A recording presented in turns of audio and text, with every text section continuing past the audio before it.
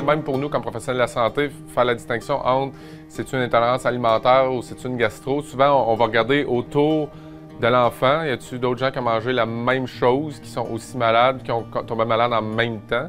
Au bout de la ligne, ce qui est vraiment important, c'est de soulager les symptômes puis d'hydrater l'enfant. En fait, que ce soit un ou l'autre, intoxication alimentaire ou la gastroentérite.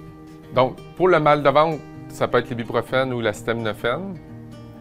Pour les vomissements, ça va être surtout d'hydrater tranquillement. Donc, le truc, c'est petite quantité, souvent, 5-15 ml aux 10 minutes.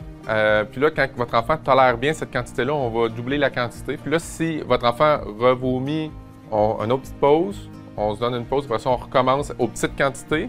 Il tolère les petites quantités, on recommence à augmenter nos quantités.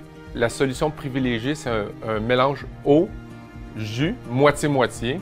Donc, ça peut être un jus de pomme, par exemple, donc moitié eau, moitié jus. Quand il s'agit d'un jeune bébé, c'est sûr que lui, on va l'hydrater avec son lait. On devrait consulter, quand ça se prolonge plus qu'une semaine.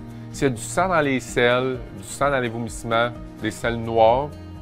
Sinon, évidemment, si votre enfant se déshydrate, est-ce que votre enfant n'a plus de larmes? Est-ce qu'il y a moins de salive? Est-ce que ses yeux sont devenus creux?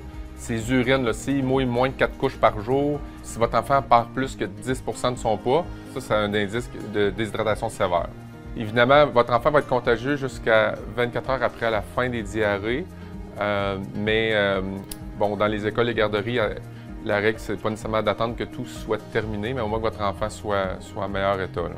Ce qui est vraiment important, c'est l'hydratation. De ne pas manger, c'est pas dangereux. Les enfants, là, on en voit souvent qui ne mangent pas pendant une semaine, mais c'est pas dangereux. En plus, nous, à l'hôpital, il n'y a pas de nourriture dans les solutés. Hein? Fait que on ne va pas comme le nourrir par soluté. Ce qu'il y a dans les solutés, c'est de l'eau, du sel, du sucre, ce que vous pouvez donner à la maison.